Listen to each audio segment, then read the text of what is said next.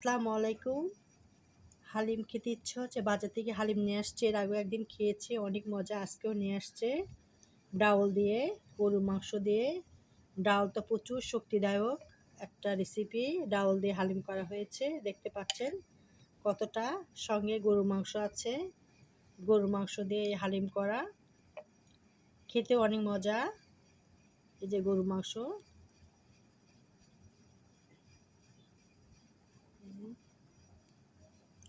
রেসিপিটা কেমন লেগেছে? যারা হালিম পছন্দ করেন তারা কমেন্ট করবেন, যারা ফেসবুক দেখছেন তারা ফলো করবেন, যারা ইউটিউব দেখছেন সাবস্ক্রাইব করবেন, বেল বাটন করবেন, পারবেন নোটিফিকেশন ভিডিও যাতে আপনাদের কাছে পৌঁছায়, আপনারা যে ভিডিও দেখতে পারেন।